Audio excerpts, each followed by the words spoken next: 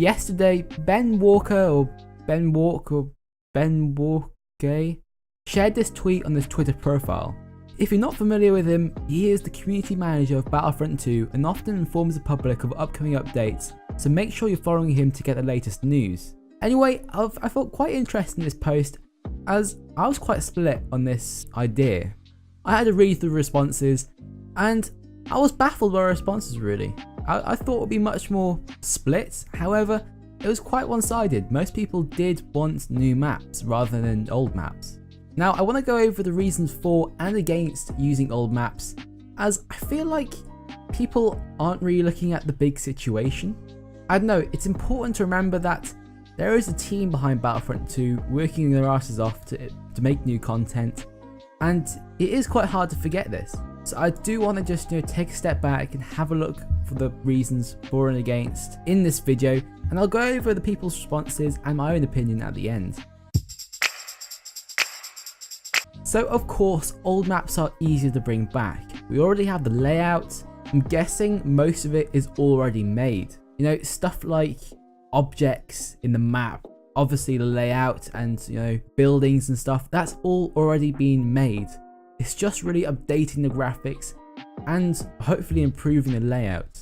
I can't say I've played too much of the old maps that have been brought back to Battlefront 2.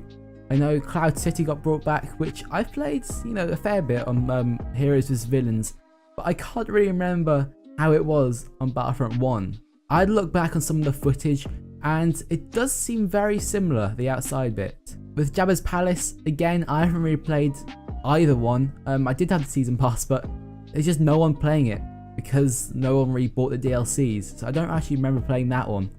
But I'm going to take a guess and say that the layout is very similar. So of course, as less work is going into the maps, that means more time is spent doing other things, and also it means less money is being spent producing these maps. Therefore, I feel like we might as well bring these maps back for less time and less money. In my opinion, more maps the better. So really, I don't see no reason not to bring back the old maps. Also, there were quite a lot of good maps back in Battlefront 1 that I liked. Although I wasn't a massive fan of Cloud City back in Battlefront 1 as I can remember, it wasn't too bad, and on Battlefront 2 I do quite enjoy it, especially on Heroes vs Villains, where you can force push people off the balconies, even though that can be quite frustrating if you're the one that gets pushed off. But it does make for quite interesting gameplay, which I do enjoy actually. And there are still plenty of maps on Battlefront 1 which haven't been brought over. I remember the chamber in Cloud City. What was it called again? Oh yes, the Carbonite Freezer in Empire Strikes Back. That was quite an enjoyable map, I remember. I played that one quite a lot. And I do like environmental things in the map. And that Carbonite Freezer, although not many people actually went in there, it did make for quite interesting gameplay, as sometimes you would try and make people fall in, or I don't know, freeze people in there. However, I don't just want these small maps being brought back, I want us to expand these maps. For example, Scarif. I remember that being quite an enjoyable map on Battlefront 1. That was probably the one DLC map which I played the most. I don't know why, but for some reason that was one which came up all the time. It was very fun actually, and of course Rogue One came out around that time, so the hype was all there, but it was good fun.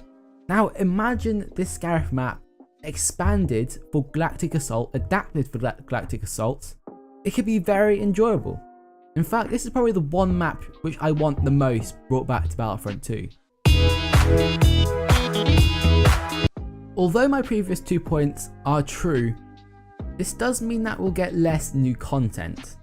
If more time is being spent on these old maps, it means that less time will be spent for the new maps. This means that the game might feel quite stale, which it is at the moment. I mean, we haven't had a new Galactic Assault map since Crate, which is over 6 months ago, which is a little bit disappointing. Since I've played the maps so many times, they are just getting boring now. We know all the outcomes, we've done everything in the maps. We do desperately need new Galactic Assault maps especially. I'm guessing Crate was already made before the launch, so that's why it was so well, good, because you know we had all those new ski speeders, obviously new ATSTs and AT-ATs, and it was pretty insane. But so I doubt like we'll get a new map like that. But you know, just an AT-AT we've got Destroy or something like that will be fine. I mean, Scarif is perfect for that. There were AT-ATs there. You know, there were fighters in the air. There's everything that you'd like in the Galactic Assault map right there. Also, there are plenty of new maps to explore. I mean, especially the Clone Wars. I can see that most people would agree with me here, but there are so many Clone Wars maps which people desperately want. I mean, I can read out some of them for you now, actually. Genosis, Utapau, Coruscant, and Mustafar.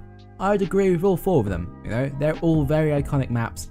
Genosis especially, I mean, there have been rumours of that map coming out quite soon, but again, like, we haven't been told anything about that, so we don't even know if that's being produced or not. I hope so, because that's definitely the most iconic map out of the Clone Wars, so if you don't bring that, I'll be a little bit disappointed, I'm not going to lie. But of course, with this map, there's going to be so many new things to produce. I mean, we've got the clone gunships, I mean, you got the droid gunships, you got the droid spider thingies, you got the AT-TEs. Of course, they'll have to be in the game, as you know, they're such a big part of the Genosis battle. You know, there's so many things you could bring back, and there is so many maps too. I mean, I can think of a few more. Kashyyyk, I mean, that's quite an iconic one itself.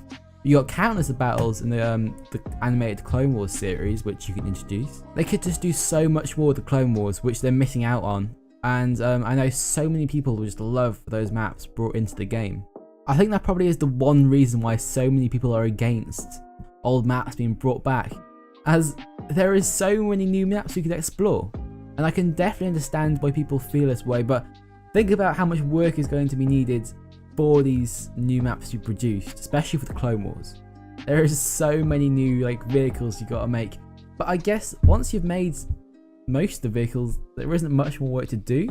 But again, I mean, initially it's gonna take a while to set up, which I hope they're doing now, but for some reason I'm very doubtful of.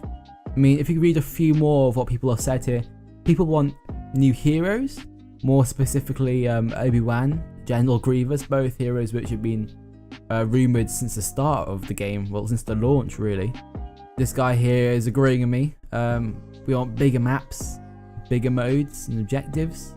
Anyway, I know I've already mentioned my opinion quite a few times in this video already, but I want good old maps brought back but made much bigger and better. I want to use the old layouts. I want to bring maps together. For example, Cloud City, you could bring together the outside bit of Cloud City and the underground carbonite freezing bit. Imagine that. That's like a full-scale Cloud City map for like a Galactic Assault or something. I mean, really, how much work is in that? We already have most things. There's no vehicles except for like Cloud City cars, which, I mean, again, they've already been made in Battlefront 1. But I really do want to adapt these old maps into Galactic Assault, because we are just missing out on these maps with objectives which are so much fun but getting so boring at the moment. But I do feel that is a waste just leaving these old maps. That's why I am against the majority of opinion, which people do want just Clone Wars items, but you have got to remember that there are people behind this game which don't have all of the time in the world, you know? There's a lot of work behind these Clone Wars maps, producing new vehicles, producing new maps, producing new objects and ideas. This, along with the rumours of EA like giving up on Battlefront 2 because of the lack of microtransactions in the game, you have to accept that DICE are working on the limit at the moment. You know, don't get angry at them, don't get angry at Ben. Hopefully I've covered everything in this video which you guys wanted to hear. I want to hear your opinions down in the comments, so do let me know, I'm quite interested. I feel like my idea was the best of both worlds, so you get new content as well as old maps being brought together. But again, if you guys want to see just new maps and how they might do this, you know, obviously let me down in the comments. I'll be quite interested in that. Anyway, hope you guys have enjoyed. This video is a bit less scripted than usual, as I just feel like I don't really get my humour or a personality across in these videos as much as I do with just writing on the screen. So hopefully you guys can see that and see an improvement in my videos. Also, I've been working on the editing of these videos. I had a bit of a break from YouTube, and I've really thought about what I wanted to do with this channel. Bloody hell, 20 minutes. I didn't realize we're going that long. Anyway, guys, I hope you've enjoyed. Please leave a like down below if you have, and I'll see you guys and girls in the next video. Peace out, guys.